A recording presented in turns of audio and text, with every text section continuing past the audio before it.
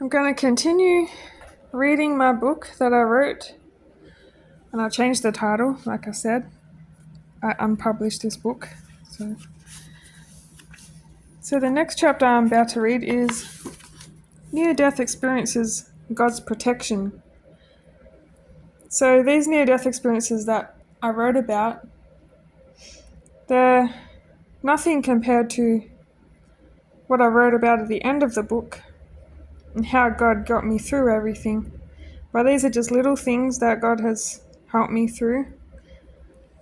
Some are not so little, and some are little things, but everything is relevant. Okay, I'll start reading. I have had so many near-death experiences that I can't even remember them all.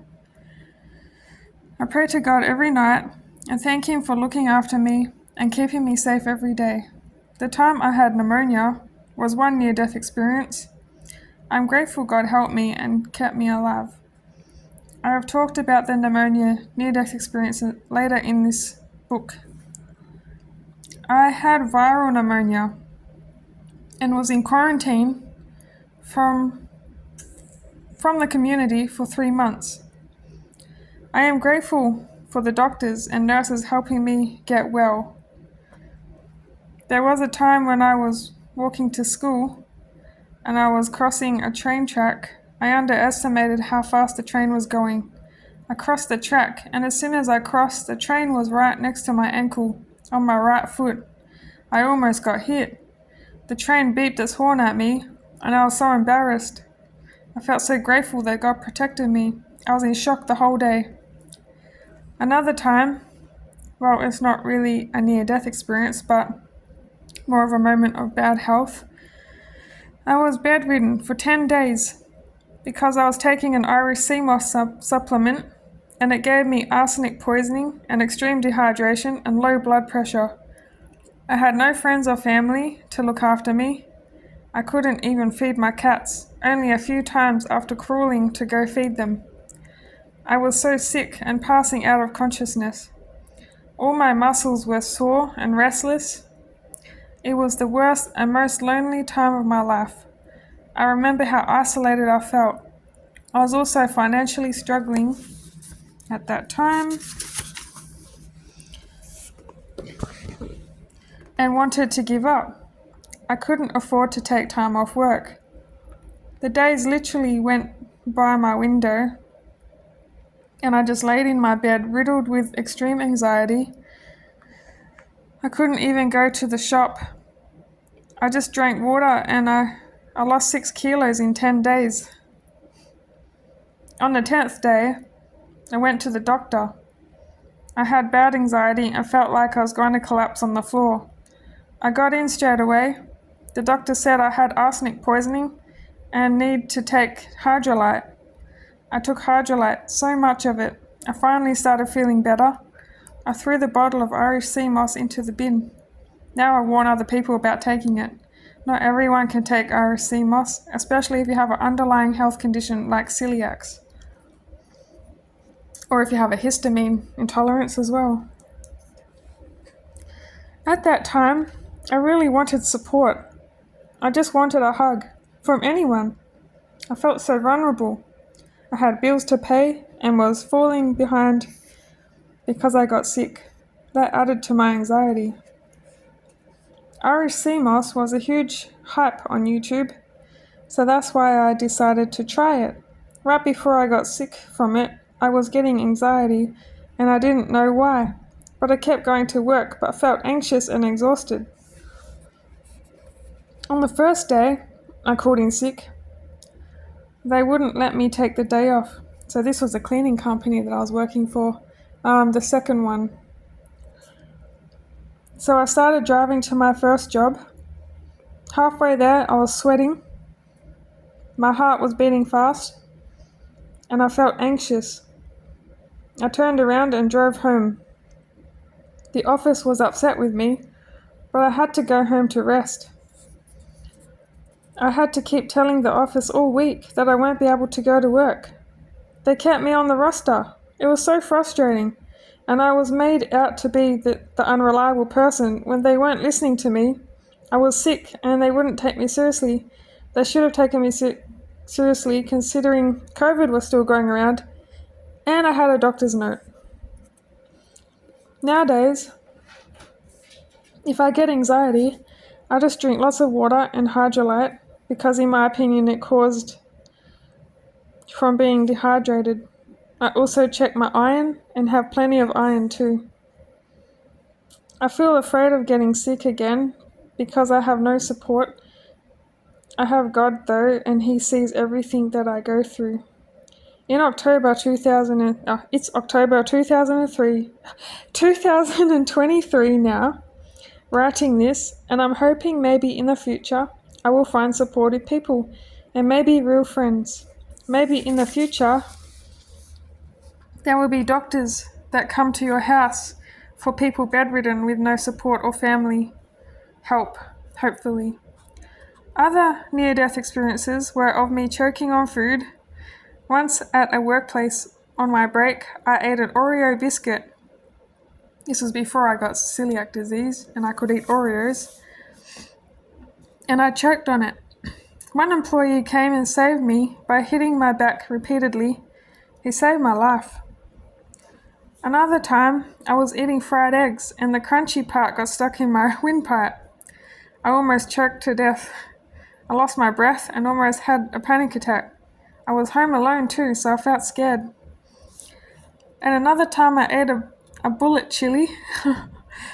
It was so hot I lost my breath and was going out of consciousness. I was a mess and my saliva was pouring out like a tap. Milk wouldn't even help cool down my mouth. I literally couldn't breathe. I almost had a panic attack with that experience too. I try not to overcook my eggs nowadays, and I'm careful about chewing my food properly. God always protected me and kept me alive. He sent me strong angels to watch over me. Sometimes I get a glimpse of a golden or silver orb in my peripheral vision. They show themselves sometimes if I'm in a relaxed, peaceful mood. I always know they are there watching over me. I am so grateful. One time I was learning to drive and was driving up a hill on a gravel road. Next minute, a huge truck comes out of nowhere. Luckily, I swerved to the left just in time. Me and my papa could have gotten wiped out that day because he was teaching me to drive at the time. I have had countless near-death experiences with cars and trucks on the roads. I can't even remember them all. I have been so lucky. I am grateful God protected me.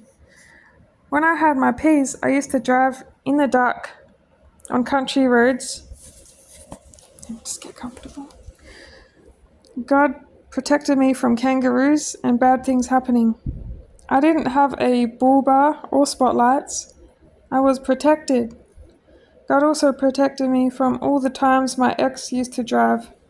He used to drive in the middle of the road at night. He would swerve around, being silly, trying to scare me. And he would drive my car with just the tip of his finger because he wanted to scare me and disrespect me. I talk more about these experiences in a later chapter.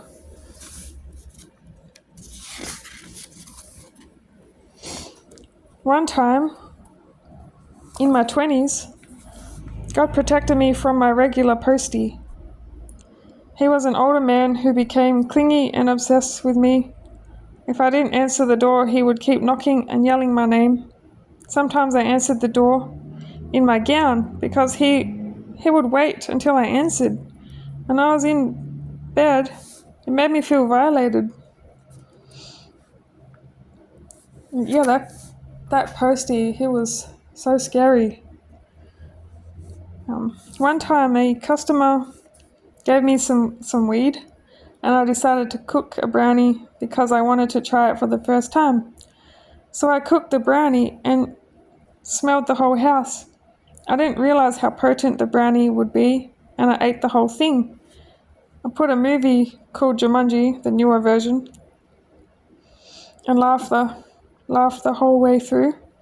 by myself too because I didn't have any friends.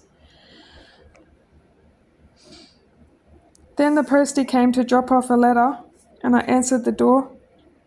He could obviously smell the brownie and I was out of it, kind of. I told him I was drunk. Then he asked what I drank. I made something up, like Sky vodka. Then I remember him asking heaps of questions, and he was getting close to me. So eventually I went inside, laid on my bed. He came up to my bedroom window, trying to look in with his helmet on. He was knocking on my window and pretending to call the police. I went into an uncontrollable panic, and I started shivering and shaking. He finally left, and I was sweating cold sweat and grinding my teeth because I had way too much weed. I think it almost killed me. He finally left, and I was sweating cold sweat, grinding my teeth. I was upset by that because I just had dental done. I was panicking for hours, sweating cold sweat and shaking. I was chewing my blanket to protect my teeth. The only thing that saved me was imagining a guy I liked at work hugging me and keeping me safe. I felt alone, like never before, complete isolation and unsafe. I had severe anxiety for weeks after that. I couldn't drive anywhere except work.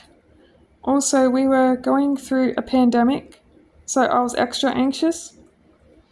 One time I started driving to a shopping centre and had to turn around and go home. I felt like I was going to faint and pass out. I got home and started going into a panic attack. I was pacing around the table, trying to calm myself down. I remember I started spitting and all kinds of things. Then I grabbed some leftover pizza and started eating it. The pizza stopped me from having a panic attack. I think my blood pressure dropped low, and that's why I experienced the panic. It was like the after effects of, I think the weed was still in my system or something. I didn't go anywhere for months after I had the brownie. I had bad anxiety. I haven't had weed ever since then and never will again. Some herbs lower your blood pressure, like when I did RC moss cleanse. Doing that almost killed me.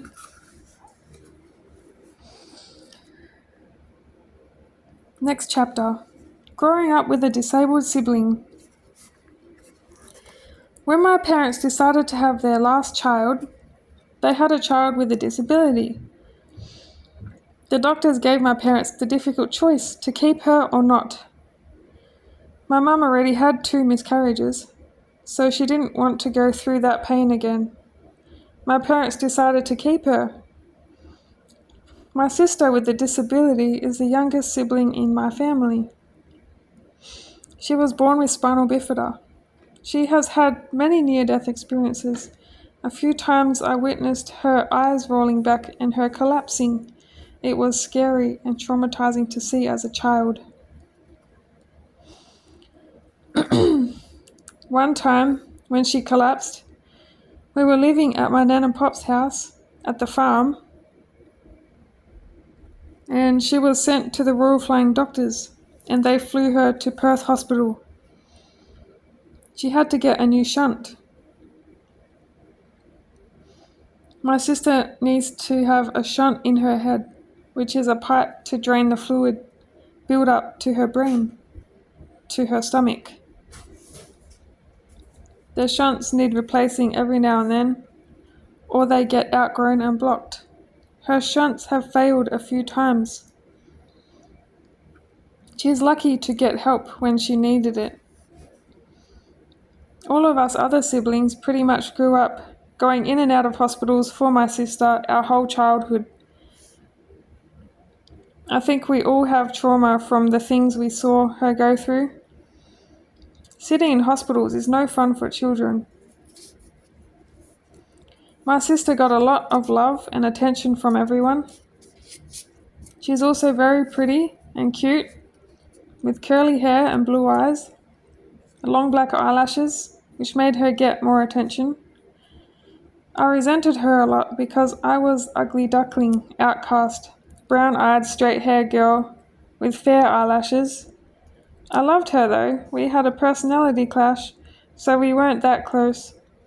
Also, we have 7-year age gap. I felt invisible in my family and around relatives. Everything revolved around her. She got gifts, lollies, and attention. My nana on my mum's side loved her so much. I went up to my nana to ask her something, and she told me to go away. She's talking to my sister. That really upset me, and I cried. I didn't get to see much of my relatives growing up because my parents travelled all my childhood. So to be told to go away was really traumatizing. It destroyed my self-worth in a way. My sister got separate meals to the rest of us kids. She got junk food and nice food while we had to eat what we were given. She was spoiled and she was the baby of the family. Daddy's little girl. I didn't look pretty compared to my sister. I look back at my old photos and I don't look ugly at all. I was just made to feel that way by my family. I was a cute girl. Why was I treated like an outcast? My parents used to say they love all of us equally, but they didn't act like it. They spoilt my sister and loved my oldest brother. They treated the rest of us invisible. My oldest brother also has blue eyes and black eyelashes. He has girly eyes, which obviously my parents like better than their brown-eyed children. I hated waiting in hospitals for my sister. We had to get up early, go for a very long drive to the children's hospital at least every 2 weeks when we lived in Perth and in Melbourne. We lived like 2 hours away every time. We would be there all day, even 2 days. We would stay at a relative's house or hotels. I would go to the Starlight room and play games on the Xbox. It got so boring going to hospitals, and I also had a germ phobia when I was little. I used to hold my breath around patients. I got bad feelings in the hospitals because of the germs in the air. I thought I was going to get sick.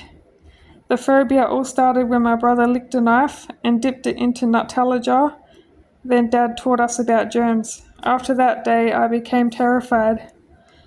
Even as a teenager, I would hold my breath if someone was talking to me close to my face. I also wasn't a fan of tongue kissing guys as a teenager. It felt so disgusting, and I felt like vomiting when I tried kissing that way. All I could think about was all their mouth bacteria mixing with mine. Me and my brothers have witnessed my sister go through so much. One time she had to get her ankles cut because her tendons were too tight and her feet were not flat. We watched the doctor take her casts off, which was terrifying. The doctor used a grinding tool to cut them off. It looked like it was going to go through her foot. It's a special tool that doesn't go through skin. It was scary to see as a kid. One reason I'm scared to have my own kids is because of my sister. Mum had to take care of her constantly, and it was a burden to her. Mum had no help, and it caused so much anger and tension in the home. The fact that Mum had 2 miscarriages and a disabled child means that I have 20% chance of having a disabled child. I don't feel as strong as my mum to have that responsibility for 18 years of my life. Also, I feel like I need to learn to trust men more because I can't trust my own dad around kids. My oldest brother has had kids and they are healthy and beautiful, so that gives me some confidence in having them one day. I haven't met his kids and probably never will. And that's all I'm doing for that video. Thank you for listening, and I'll see you in the next one.